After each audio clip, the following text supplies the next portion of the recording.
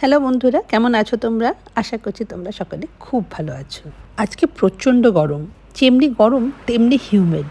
আর এই গরমের মধ্যেই আমার সারা দিনটা কেটেছে রান্নাঘরে, আর তাও আবার আমার গোপালের জন্যে। যেহেতু জন্মাষ্টমীতে আমি এখানে ছিলাম না, তাই আমার বন্ধুরা আজকের দিনটাই ঠিক করে ফেললো গোপালের জন্মদিন সেলিব্রেট করার জন্য। সব কাজ সেরে এসি চালিয়ে এক কাপ চা নিয়ে বসলাম। আজকে যে কি গরম, কিছুক্ষণের জন্য রান্নাঘরে যাচ্ছি, একদম তরতর করে ভিজে যাচ্ছে।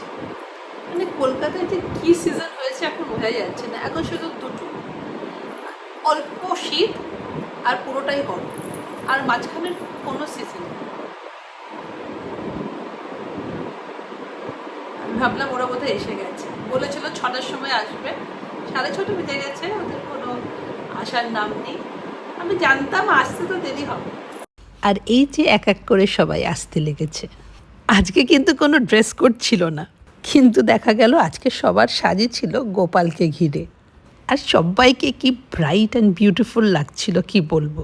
অফিস কাজ, বাড়িতে অসুস্থ লোকজনদের দেখাশোনা করে যখন আমার এই বন্ধুগুলো সেজে গুজে হাসতে হাসতে ঘরে ঢোকে, তখন মনে হয় লাইফে আর কি চাই।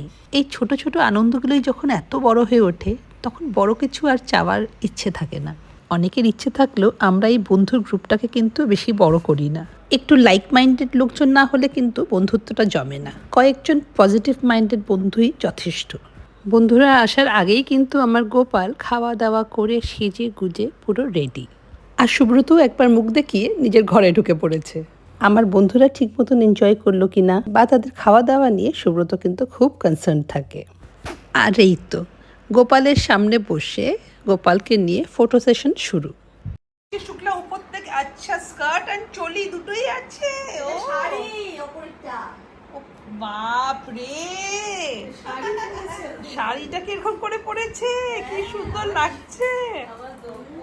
আমার গপুর কাছে এসেছি, সব কিছু ভালো হয়ে যাবে। সব গপু বলে নন্দবালা রাধা क्यों गोरी मैं क्यों काला। আর এই যে তালের বড়া দেখছো, এর ব্যবস্থা আমি অনেক আগেই করে রেখেছিলাম। এই সময় যে তাল পাওয়া যাবে না সেটা আমি জানতাম, তাই আমি কেরালা যাওয়ার আগে তাল কিনে তালের পাল্পটা বের করে ডিপ ফ্রিজে রেখে দিয়েছিলাম। 1 মাস পরে তালের বড়াটা বানালাম, অথচ একদম পারফেক্ট, কোনো অসুবিধা হয়নি।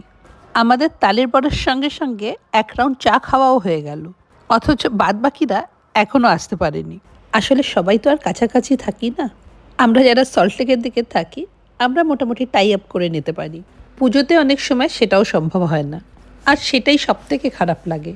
পুজোতে দেখবে বাড়িতে চুপচাপ বসে থাকলে একদম ভালো লাগে না, আর এই সময়টা যখন সবাই একসঙ্গে থাকলে সব থেকে ভালো লাগে, সবার সঙ্গে কানেকশনটা কেটে যায়।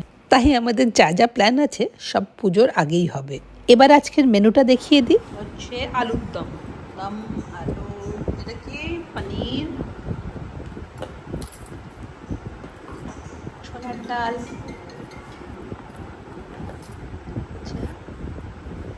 আলু ফুলকপির তরকারি, আর এটা হচ্ছে পটলের দোরমা, আর তার সঙ্গে আছে বাসন্তী পোলাও। আর এই দেখো মিঠু গরম গরম লুচি ভাজছে। আর এরকম ফুলকো লুচির সঙ্গে আমার তো কিছুই লাগে না। আর এই যে আমার দিদি এসে গেছে, ও যে আজকে আসতে পেরেছে সেটাই অনেক।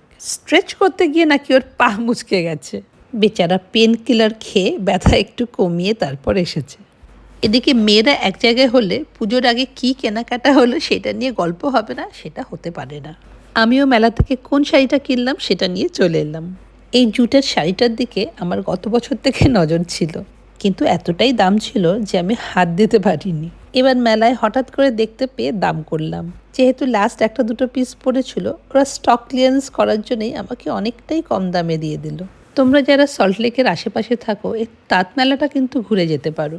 বেঙ্গলের মোটামুটি সব ডিস্ট্রিক্ট থেকে ভিউয়ার্সরা আসে, এত এত স্টক নিয়ে বসে থাকে, অথচ লোকজনই নেই। দেখলে সত্যি খারাপ লাগে।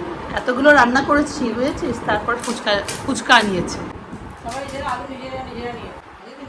শুক্লা তাড়াতাড়ি করে খাওয়া দাওয়া করে বেরিয়ে গেল, আর তারপরে অনা ঢুকলো।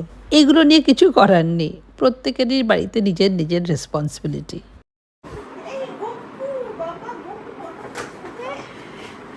বোঝো। হ্যাঁ হ্যাঁ, এটাই ভালো করেছিস। এবার বাপরে কত চকলেট এসে বুকু। তারপর সবাই মিলে বেশ অনেকক্ষণ আড্ডা চলল। কি নিয়ে আলোচনা হয় না বলতো? রান্না বান্না, ফ্যাশন, ট্রেন্ডস, লাইফের হাই লো, পলিটিক্স, এভরিথিং। আর হ্যাঁ, একটা ডিসকাশন যেটা বাই ডিফল্ট হবেই হবে, সেটা হচ্ছে যে কোনো একটা ট্রিপের প্ল্যানিং, যেটা এখন অবধি হয়ে ওঠেনি। আর এই যে আমাদের মধুদি বেচারা অফিস করে ফিজিওথেরাপি করিয়ে আস্তে আস্তে এতটাই দেরি হয়ে যায় যে তখন প্রায় অন্যদের বাড়ি ফেরার সময় হয়ে যায়। তবে এত কষ্ট করে যে মধুদি আসে সেটাই অনেক বড় ব্যাপার। বাকিরা এলে যে আরেকবার চায়ের ডিমান্ড হবে সেটা আমি জানতাম, তাই মিডুকে দিয়ে একটা ফ্লাস্কে আমি চা বানিয়েই রেখেছিলাম। আর এক রাউন্ড চা খেয়ে সবাই মিলে ডিনার সেরে ফেললাম। সবাই মিলে খাওয়া দাওয়া করার মজাটাই আলাদা। অন দ্যাট হ্যাপি নোট ব্লগটা তাহলে এখানেই শেষ করি। ভালো থেকো।